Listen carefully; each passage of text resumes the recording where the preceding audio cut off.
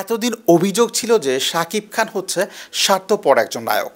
তিনি বাংলাদেশের সবচেয়ে বড় সুপারস্টার হতে পারেন, তিনি মেগাস্টারও হতে পারেন এবং তার সবচেয়ে বড় ভক্ত থাকতে পারে, বাট দিন শেষে শাকিব খান হচ্ছেন স্বার্থপর একজন মানুষ। তিনি তার ভক্তদেরকে আসলে ঠকিয়েছেন, ভক্তদেরকে আসলে তিনি পচিয়েছেন। কিভাবে?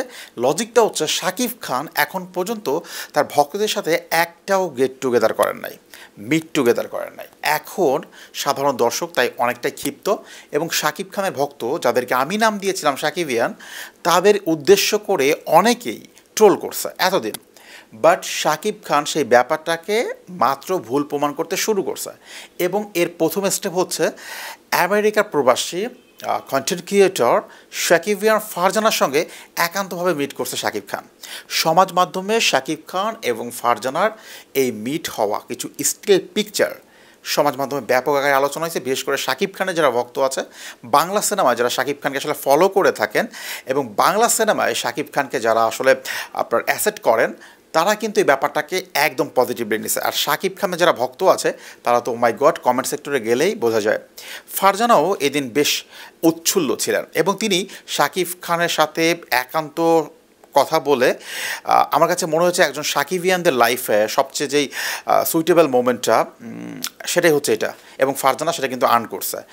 এর পিছনে কারণ আছে, কারণ সকল ভক্তদের থেকে ফারজানা একটু এক্সক্লুসিভ ছিল, কারণ শাকিব খানের একদম ক্রান্তি লগ্নে যখন আসলে তাকে নিয়ে সমালোচনা হচ্ছিল, আলোচনা হচ্ছিল, সেই মুহূর্তে কিন্তু এই মেয়েটা বিশাল ভূমিকা রাখছে সিনেমার প্রচারণায়, সিনেমাকে আপনার কী বলে ট্রেন্ডে আনা, সিনেমার এগেনস্টে যে রিউমারগুলো, সেই রিউমারগুলোকে প্রোটেক্ট করা, সব কিছুতে ফারজানা কিন্তু ওয়ান অফ দ্য বেস্ট ছিল এবং অপ্রতিরোধ ছিল।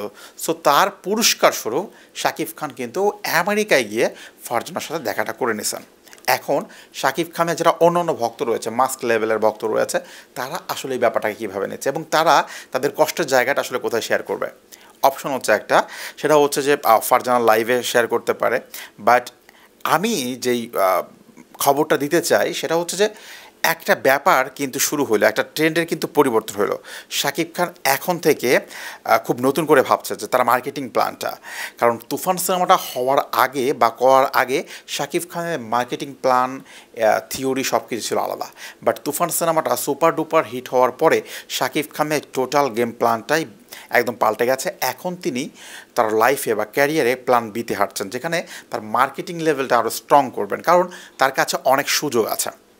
তার যে ভক্তমহল রয়েছে, এই অ্যাসেটটা বাংলাদেশের আর কোনো নায়কের নাই। সো দ্যাট শাকিব এখন চাইবেন তার ভক্তদেরকে আরও স্ট্রংলি প্রেজেন্ট করতে, এবং সেই কাজ কিন্তু শুরু করে দিয়েছেন। ফারজানার সঙ্গে এই মিটটা সেটাই প্রমাণ করে।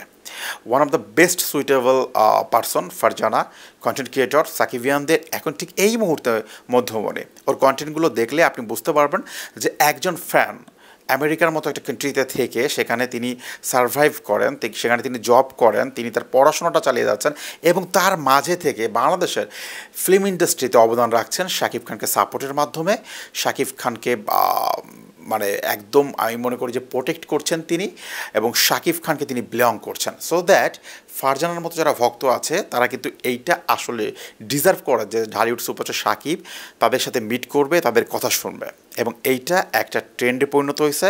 শাকিব খানের প্ল্যান বি সামনে আসতেছে। শাকিবিয়ানদের জন্য এটাই ছিল সবচেয়ে বড় একটা খুশির সংবাদ। ইভেন আমি দুইটা প্রশ্ন রাখতে চাই এবং এই কমেন্ট আপনার উত্তরটা আপনি কমেন্ট বক্সে দিবেন। প্রথম প্রশ্ন হচ্ছে, শাকিব খানের সাথে এখন পর্যন্ত আপনি যদি ব্যক্তিগতভাবে দেখা না করে থাকেন বা কথা না বলতে পারেন, সেই ব্যর্থতাটা বা সেই কষ্ট আসলে কি আপনার আছে কি না লিখবেন। আর দ্বিতীয় হচ্ছে, ফারজানার সঙ্গে শাকিব খান যে মিট করলো, এই ব্যাপারটাকে আপনি আসলে কীভাবে নিচ্ছেন সেটাও জানাবেন। Ariyan Sakib, news express.